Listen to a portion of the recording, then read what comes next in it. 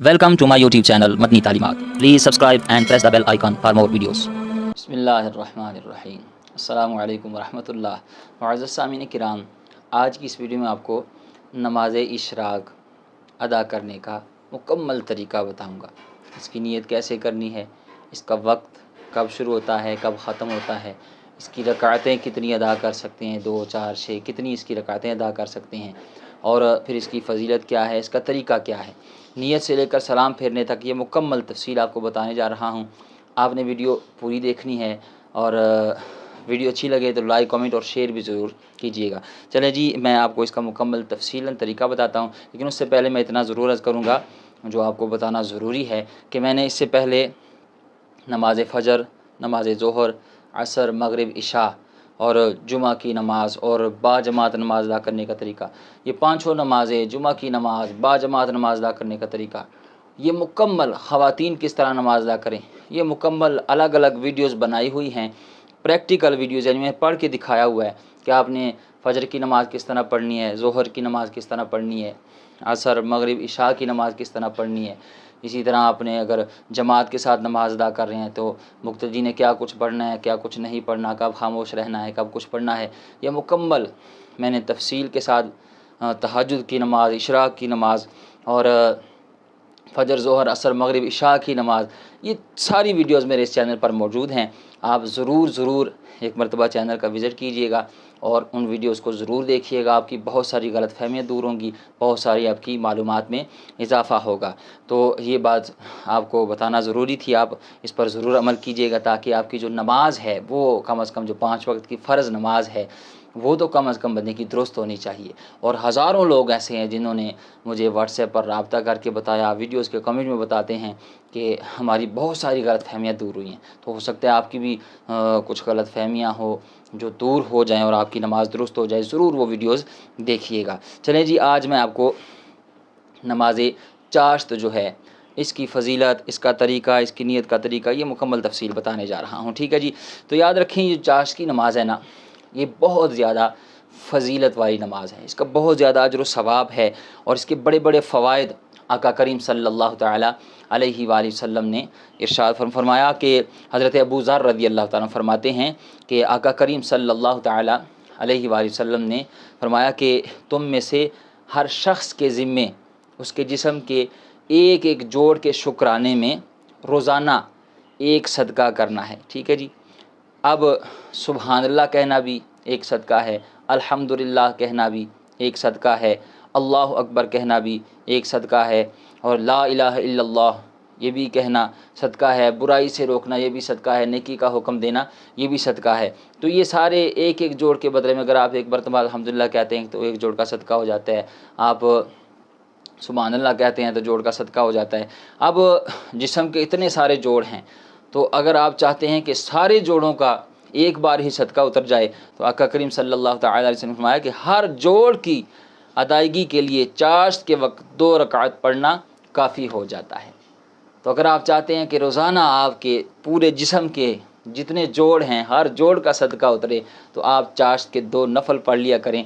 आपको अल्लाह ताला जो है वो आपके जिस्म के एक एक उज़्व का, एक एक जोड़ का वो सदका जो है वो उतर जाएगा। ठीक है जी, काफ़ी हो जाता है उसके लिए।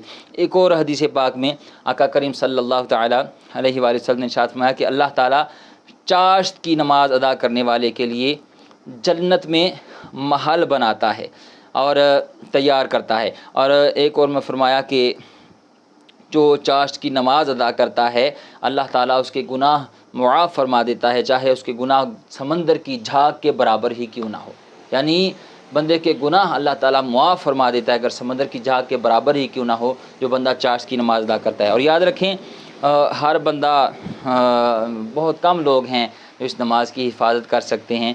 आका करीम सल्लल्लाहु तआला अलैहि वसल्लम के सहाबी हज़रत अबू हुरैरा रज़ी अल्लाह तआला फरमाते हैं कि चाश्त की नमाज़ जो है ये मुखलिस बंदों की नमाज़ है और इसकी हिफाजत मुखलिस बंदे ही करते हैं। यानी जो अल्लाह के मुखलिस बंदे होते हैं, जो अल्लाह ताला के करीब होते हैं, तो फरमाया कि ये मुखलिस बंदों की नमाज़ है और इस नमाज की हिफाजत यानी इसको अदा مخلص بندے ہی کرتے ہیں، ٹھیک ہے۔ تو اگر آپ چاہتے ہیں کہ اللہ کے مخلص بندوں میں شامل ہو جائیں، جو چاشت کی نماز ہے اس کی حفاظت کیا کریں، اس کی نوافل ادا کیا کریں۔ حضرت معاذ رضی اللہ تعالیٰ فرماتے ہیں کہ میں نے حضرت عائشہ صدیقہ ام المؤمنین رضی اللہ تعالیٰ عنہ سے پوچھا کہ حضور علیہ الصلوۃ والسلام کیا چاشت کی نماز پڑھا کرتے تھے؟ تو ام المؤمنین حضرت عائشہ صدیقہ رضی اللہ تعالیٰ عنہ نے فرمایا کہ ہاں، آقا کریم صلی اللہ تعالی وسلم 4 رکعت پڑھا کرتے تھے، اور کبھی اس سے بھی زیادہ پڑھتے تھے، جتنی رکعت خدا چاہتا اتنی پڑھ لیا کرتے تھے، ٹھیک ہے نا۔ اور حضرت ابو ہریرہ رضی اللہ تعالیٰ فرماتے ہیں کہ مجھے آقا کریم صلی اللہ تعالی علیہ وآلہ وسلم نے نصیحت فرمایا کہ 3 باتوں کی وصیت فرمایا کہ ایک وطر ادا کیے بغیر نہ سونا، دوسرا فرمایا کہ چاشت کی نماز نہ چھوڑنا، اور تیسرا فرمایا کہ ہر ماہ 3 روزے جو ہیں وہ بھی رکھا کرو۔ یہ آقا کریم صلی اللہ تعالی علیہ وسلم نے حضرت ابو ہریرہ رضی اللہ تعالیٰ سے وصیت فرمائی۔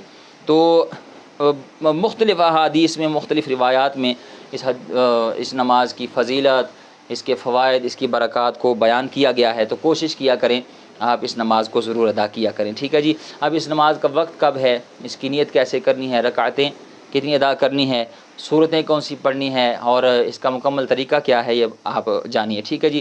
تو یاد رکھیں نیت جو ہے، سب سے پہلے اس کی نیت سمجھ لیں۔ نیت جو ہے دل کے پختہ ارادے کو کہتے ہیں، زبان سے الفاظ کا کہنا یہ کوئی فرض واجب نہیں ہے، پھر بھی اگر آپ زبان سے کہنا چاہتے ہیں تو پھر اس طرح نیت کریں کہ 2 رکعت نماز چاشت کے نوافل ادا کرتا ہوں یا کرتی ہوں واسطے اللہ تعالیٰ کے، منہ طرف کعبہ شریف، اور اس کے بعد تکبیر تحریمہ کہہ کر نماز شروع کر لیں، ٹھیک ہے۔ تو اب یہ تو اس کی نیت ہے، زبان سے کہنا ضروری نہیں ہے، دل میں آپ کا ارادہ ہوا کہ میں چاشت کے نوافل ادا کرنے لگا ہوں یا کرنے لگی ہوں تو یہی کافی ہے، ٹھیک ہے جی۔